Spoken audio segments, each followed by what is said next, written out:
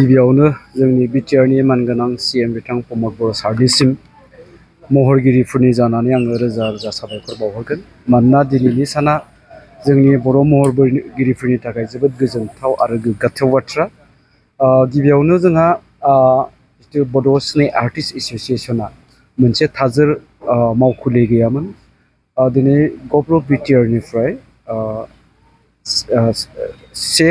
1.5 कौटि मोनसे रांनि बिसा अफिस काम आर्टिस्ट गेस्ट हाउस बियो दिनै अन्थाइ खाम्फा गायसनजाबाय। दानि बियो फैगौ बोसोरसेनि गेजेराव आबुङै लुफुंजासिगोन।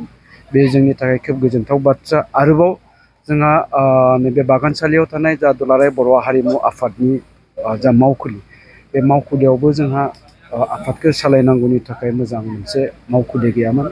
दिनै गोजोनथाव बाथ्राया बेनो, बे जोंनि दुलाराय बर' हारिमु आफादनि थाखायबो गोसोखां अस्ताद कामिनी कुमार नार्जारी न'मा मुङै मोनसे हारिमु आफादनि मावखुलि लुफुंनायनि थाखाय जा अन्थाइ खाम्फा गायसननाय, बेखौ दिनै बिटिआरनि मानगोनां सीएम सारा मावफुंनानै होबाय। थारैनो बेयो जोंनि थाखाय जारिमिनारि सान।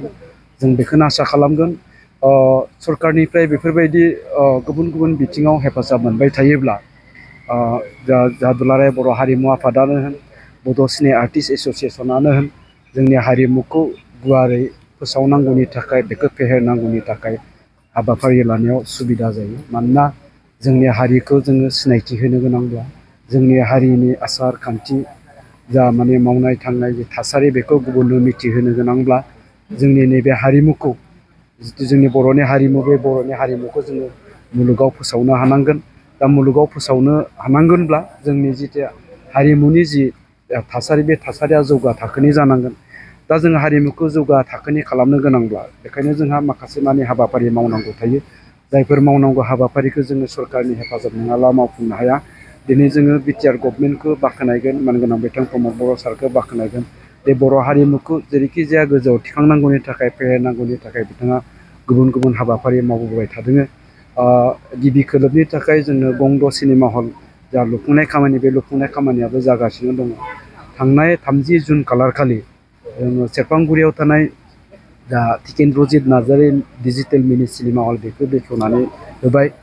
आरो फैगौ 15 आगस्टनि सिगां गसाइगावआव लुबाय थानाय जा डिजिटेल मिनि सिनेमा हल, बे सिनेमा हलखौ बेखेवनो थांगासिनो दं। थारैनो बेफोर गंद सिनेमा हलखौ जुदि जों देग्लायनो बेखेवनानै होनो हायोब्ला जोंनि सावथुन दिहुनगिरि बिथांमोनाबो गोबां हेफाजाब मोनगोन, गोबां मुलाम्फा खालामनो हागोन आसा खालामदों।